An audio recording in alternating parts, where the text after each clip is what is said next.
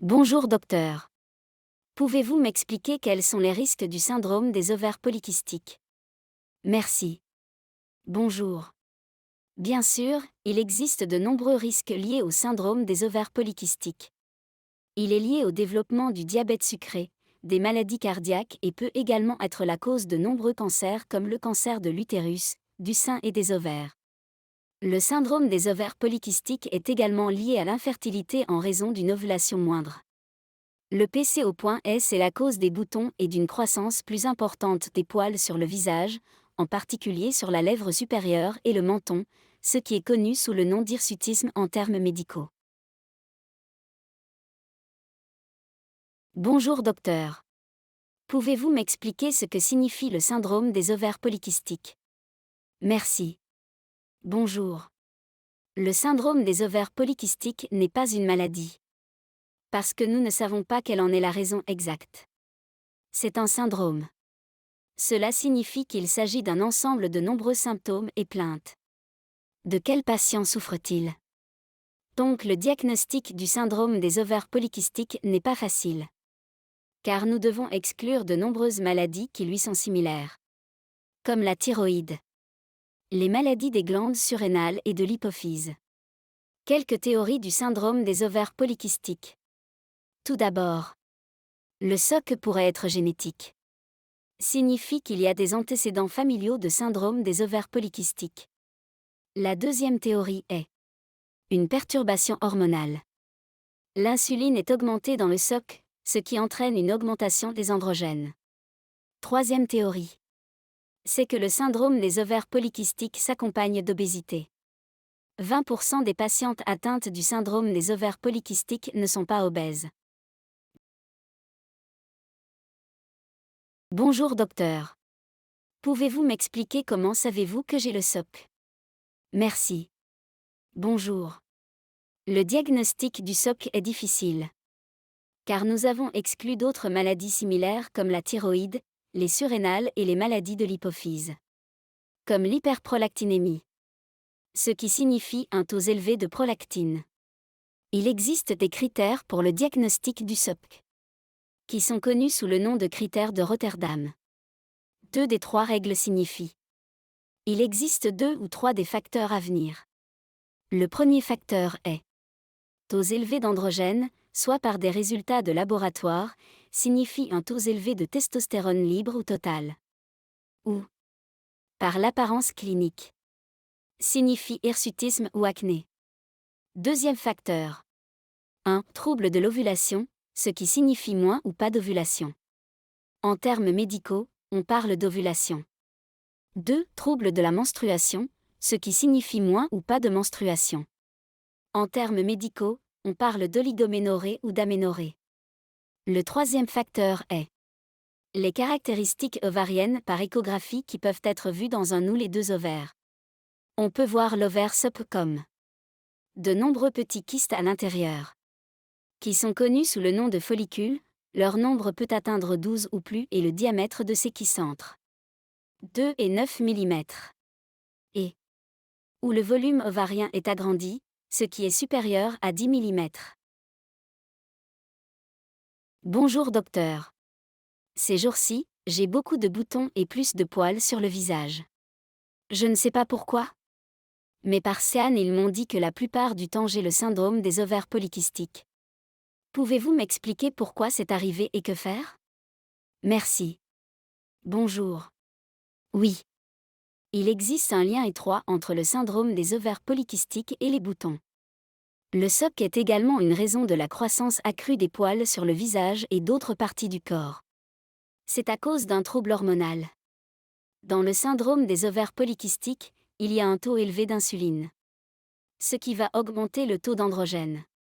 Il s'agit principalement de type testostérone, ce qui conduit à l'acné et à l'hirsutisme. Bonjour docteur. Ces jours-ci j'ai des douleurs thoraciques et des difficultés respiratoires, je ne sais pas pourquoi. Mais par SEAN ils m'ont dit que j'ai le syndrome des ovaires polykystiques. Pouvez-vous m'expliquer pourquoi c'est arrivé?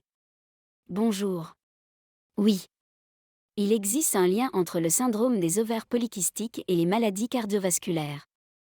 Des troubles lipidiques sont observés chez environ 70% des femmes qui ont le syndrome des ovaires polykystiques. Cela est également lié à un taux élevé d'androgène, qui est induit par un taux élevé d'insuline. L'androgène augmentera le niveau de mauvais cholestérol, qui est connu comme lipide de faible densité. Son nom médical est LDL. Et les triglycérides augmenteront également, dont le nom médical est TG. C'est du mauvais cholestérol, car il s'accumule dans les parois des vaisseaux sanguins, ce qui conduit à des maladies cardiovasculaires, comme des caillots sanguins et de l'hypertension plus tard. Tandis que le bon cholestérol, qui est appelé lipide de haute densité, est faible. Son nom médical est HDL. Point important ici. Comment dépister les maladies cardiovasculaires dans le SOPC? La réponse est en mesurant l'IMC. Profil lipidique à jeune comme mentionné ci-dessus. Et pour déterminer les facteurs de risque du syndrome métabolique. Bonjour docteur. Aujourd'hui j'ai vérifié ma glycémie. J'ai été surprise, car elle était élevée. Je ne sais pas pourquoi. Mais le mois dernier mon médecin m'a dit que j'avais le syndrome des ovaires polykystiques. Pouvez-vous m'expliquer pourquoi cela s'est produit et que faire? Merci. Bonjour. Il existe un lien fort entre le syndrome des ovaires polykystiques et le diabète. Le diabète augmentera 5 fois plus si une femme est atteinte du syndrome des ovaires polykystiques. Le mécanisme est le suivant. L'insuline est augmentée dans le syndrome des ovaires polykystiques en raison d'un dysfonctionnement du récepteur de l'insuline. Ce qui signifie résistance à l'insuline. Ici l'insuline est augmentée dans le sang mais elle ne fait pas son travail en abaissant la glycémie. Parce que son récepteur ne fonctionne pas, cela entraînera une glycémie élevée, malgré un taux élevé d'insuline dans le sang. Ceci expliquera comment l'insuline et la glycémie sont toutes deux élevées dans le syndrome des ovaires polykystiques. Ce qui conduit finalement au diabète. Noté par tout ce que nous savons que l'insuline est une hormone sécrétée par le pancréas. L'insuline est responsable de la collecte du sucre dans le sang et de le pousser à l'intérieur des cellules. Ce qui entraînera finalement une baisse de la glycémie. Signifie contrôler la glycémie dans le corps. Donc la relation normale entre eux est si une insuline élevée signifie une glycémie basse. Mais dans le SOPC, l'insuline et la glycémie sont toutes deux élevées en raison d'une anomalie du récepteur de l'insuline, qui se trouve dans la paroi de la cellule. La question est maintenant de savoir comment dépister le diabète dans le SOPC. La réponse est par OGTT, ce qui signifie test de tolérance au glucose par voie orale. Il faut prendre 75 g de glucose. Puis vérifier. D'abord, la glycémie à jeûne qui est censée être plus de 100 et ensuite, pour vérifier 2 heures après le repas qui est censé être plus de 140. Donc vérifier uniquement la glycémie à jeûne n'est pas suffisant pour dépister le diabète. Ce test est également utilisé pour dépister le diabète et le syndrome métabolique. Bonjour docteur. Y a-t-il un lien entre le syndrome des ovaires polykystiques et le cancer? Pouvez-vous m'expliquer ce problème? Merci. Bonjour. Il existe un lien entre le syndrome des ovaires polykystiques et le cancer. Les cancers liés au SOPC sont le cancer de l'utérus, le cancer du sein, le cancer de l'ovaire. Nous savons que les ovaires produisent 2 hormones, l'estrogène et la progestérone. La progestérone agit contre l'effet de l'estrogène dans le corps. L'estrogène est un facteur hypertrophique, ce qui signifie qu'il induit une croissance excessive des cellules dans le corps tandis que la progestérone est un facteur hypotrophique, ce qui signifie qu'il diminue la croissance des cellules dans le corps. Il y a toujours un équilibre entre l'estrogène et la progestérone. Cet équilibre protégera le corps de la femme du cancer. Le mécanisme du cancer de l'utérus et du sein est le même dans le SOPC. Comme nous l'avons dit, l'androgène a augmenté en raison de l'augmentation de l'insuline. Dans le SOPC, l'androgène se transforme en estrone. L'estrone, qui est un estrogène faible, est responsable de la croissance excessive des cellules de la muqueuse de l'utérus et du sein. Ce qui est connu sous le nom d'hyperplasie des cellules. Cela entraînera un cancer de l'utérus et du sein. L'estrogène dans le SOPC n'est pas opposé à la progestérone car il n'y a pas de corps lutéal.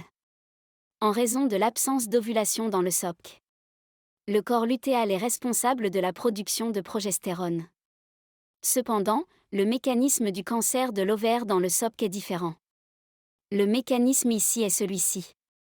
Médicaments d'induction de l'ovulation.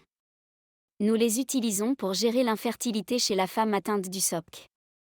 En conséquence de ce fait, il y a toujours des temps limités pour induire l'ovulation tout au long de la vie de la femme.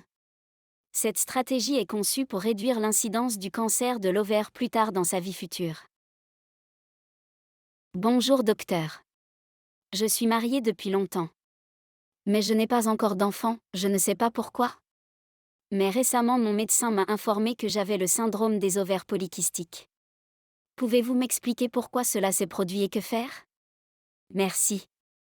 Bonjour. Il existe une forte relation entre le syndrome des ovaires polykystiques et l'infertilité. L'infertilité se produit dans le cas du SOPC en raison d'une ovulation moindre. De plus, dans le cas du SOPC, les règles sont irrégulières et les intervalles entre les règles sont plus longs que d'habitude. Des saignements vaginaux irréguliers peuvent également être observés parfois, ou parfois il n'y a pas de règles pendant des mois et des années. Tout ce qui précède est dû à un taux élevé d'androgène induit par un taux élevé d'insuline dans le sang. L'androgène se transforme en estrone, qui est le type d'estrogène faible appelé estrone 1. LE1 ne peut pas induire l'ovulation. Cela signifie que les follicules des ovaires resteront petits et collectés dans les parois ovariennes. Cela expliquera donc le nom des ovaires polykystiques. D'un autre côté, nous connaissons l'hypophyse, qui est la glande leader du corps. Elle contrôle les autres glandes du corps comme les ovaires. Comme l'estrone augmente comme mentionné ci-dessus, cela affectera l'hypophyse, qui répond à la libération d'hormones lutéales appelées LH. Il a une liaison positive entre elle et l'estrone. Mais sans pousser de LH, cela signifie pas d'ovulation, et cela augmentera l'épaisseur de la paroi ovarienne. D'un autre côté, il y a une diminution de l'hormone de stimulation folliculaire, qui est appelée FSH. Il a une liaison négative entre elle et l'estrone, ce qui conduit à l'absence de follicules dominants, mais seulement à de petits kystes multiples sous la paroi ovarienne. Également dans le syndrome des ovaires polykystiques. LH augmentera 2 fois par rapport à FSH. Et le résultat final ci-dessus est une infertilité. De plus, comme il n'y a pas d'ovulation dans le SOPC, cela signifie qu'il n'y a pas de corps du corps lutéal, qui existe après l'ovulation dans le tissu ovarien. Le corps du corps lutéal est responsable de la production de progestérone à partir de l'ovaire. Cela signifie que l'estrogène dans le SOPC n'est pas opposé à la progestérone.